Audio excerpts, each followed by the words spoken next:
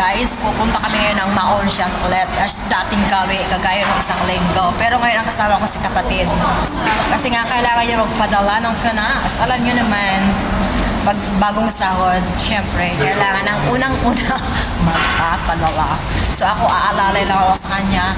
Ako lang yung ano niya ngayon, taga-bet-bet. Kasi ako hindi ko pa sahod, siya sahod na. So, ako lang yung alalay. Kami ngayon sa Taishuang. So, dalawang station lang naman kasi yan ang pumunta namin, Maonsyan. Hindi na kami naglakad. Baka mamayang hapon na lang kami maglalakad kasi umuulan-ulan. So, sayang naman yung damit namin. Hindi, mamaya na lang kami maglalakad. Ayan, medyo makulemlem nga. Pero, tinignan ko yung goggles, yung Hong Kong weather kahapon. Uulan lang sa umaga, pero ngayon, umulan kahit hapon. Sa umaga kasi hindi ko masyadong makita kasi hindi naman ako lumabas. Ayan guys, 2 minutes na lang. Darating na yung train. So, hintay na lang kami ng mga 2 minutes. Parating na naman.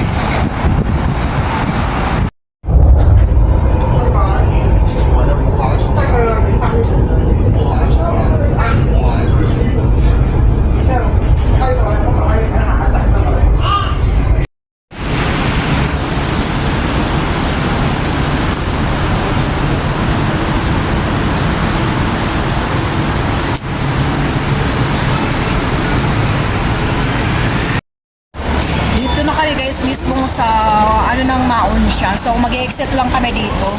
Dito tayo sa kabila. Halika. So gusto niya kasi mga siguro parang natakot siya sa Alipay ko. Kasi yung Alipay ko kaayos ko lang. Pero kapag nagpapadala ako sa Pinas, Alipay ko nang ginagamit ko para naman hindi na hassle. So wala na akong di ko na kailangan pumunta rito kasi nga syempre maglalakad rin kung kailangan na at may pasok, so mag-exit lang ako. Okay na. Ito yung blinag ko nung nakaraan, so ngayon ko lang talaga ito na-upload after 3 years. So, salamat naman ako at I'm so blessed na ito talaga, binigay ito ng amo ko, yung pinakauna kong amo. Tinago ko lang naman. So, pinakita ko to sa customer service. So, okay pa naman kahit nagamit ko. Ito yung pupunta ng padalahan kasi dito yung ng Philippine products. Sana ba yung kapatid ko? Ayun na. Ayun si kapatid. Oh, dali na. Bilis. Dito.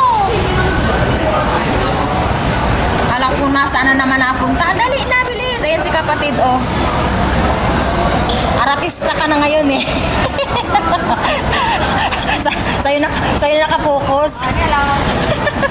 Ayan si kapatid. So, sasamahan ko siya kasi nga, need niya magpadala. At medyo nag-aalangan siya sa Alipay ko. Nag-aalagan ka sa Alipay ko, parang takot na takot ka. Kasi nga may kalakihan yung ipapadala niya. Pag nagka-problema nga naman, kapag sa Alipay, kailangan ko mag-antay ng mga 2 weeks bago ko talaga mare-refund. Halika na dito, ito lang, diretso to, ito. Saan ka pupunta? Ito, diretso lang to. Ito talaga yung pupuntang padalahan namin. Nilalakad ko lang to eh. Sabi nung unang-una kong pumunta rito, kasi nagtanong lang naman ako, sabi niya, pag punta mo dito, diretsuhin mo lang, huwag kang liliko. Sabi ko, okay, sa awa ng Diyos naman, nakuha ko naman. Kahit paano, hindi na ako mawawala dito. At siyempre, pagkatapos yan, ikot-ikot kami dyan sa mga bilayhan. Pero mamaya na kami iikot dyan kasi nga, kailangan i-focus muna namin yung attention namin dun sa pagpapadala. At saka gusto ko din pumunta rito kasi nga maraming Filipino products. Alam mo naman yung mata ko maraming nakikita. Lalo pag maraming magandang bilihin. Kagaya niyan, oh. Pero nakalimit muna ako ngayon sa bilihin kasi nga di ko pa naman sahod. So pag di ko sahod, medyo mahina yung loob ko niyan. Kasi wala pa akong pakital. Wala pa akong pamato. Pag may pamato na ako, syempre malakas yung loob ko. So ngayon, samahan ko lang muna siya. Mag-enjoy muna kami ngayon sa sa paglalakad.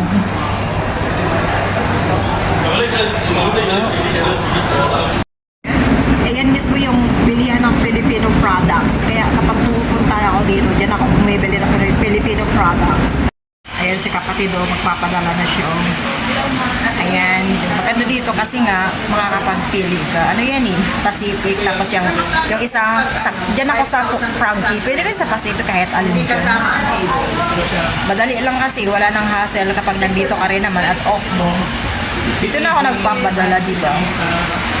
Yes, okay na naman yung Alipay kayo kahit nungid.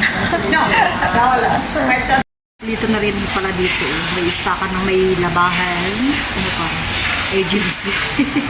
May agency kapag nagpadala ka. At marami rin mga okay dito ako nakita kanina.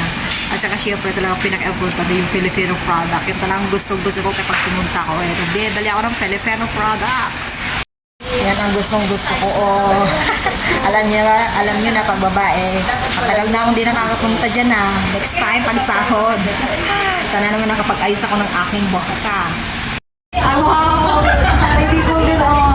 Lagi kami nakakanumpong ng Bicol. Yan, si kabayan Bicol din yan eh. Nakapagpadala na kami, nakapagbili na kami ng pagkain kot-koten. Hi, kabayan! Yan si kabayan, taga Bicol din yan. Oh, kamusor din yan eh.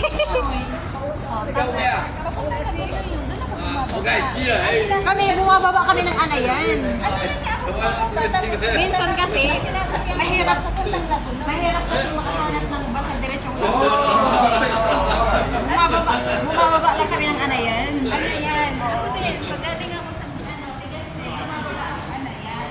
Tapos, sasakay ako ng papuntang Ragunoy. Tapos, bababa ako dun sa kuwan ako. Maganda talaga pag pag-alagayan. Nakakahanap ng bagong friendship eh.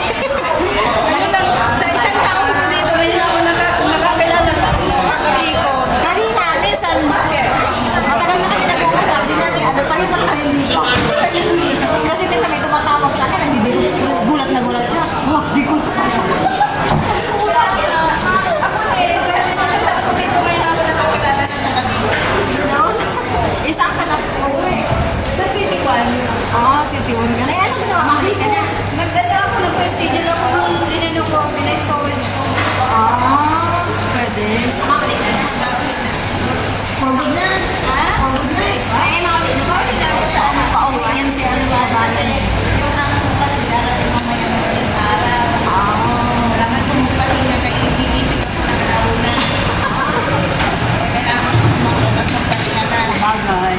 Kasi maganda nga yung hindi na Kasi nga, kailangan kasi ayusin mo yung mga gamit mo ng ako yan, inaayos ko yan. alam mo yun, hindi naman din sila ganun sa ating mga dala-dala nila. Ako lahat. Lahat inaayos ko yan. Nililipit ko yun. Hindi ako nahiga. Pag ginamit yung sa hindi, basta kailangan lilisin ko talaga. Eh, ganun talaga eh. Hindi ako gusto kasi rin ka na sa NTRC.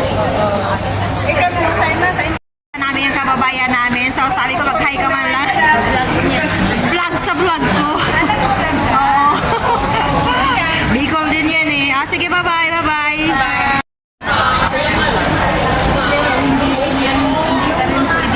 Hindi ka rin pwede matagal ka sa iyo. Sabi ka, doon na lang ako sasakot. At least, kasama pa kami dito. Mag-ana na ba kasi? Pagal baga pag grabing maray ano ni. Yung bado.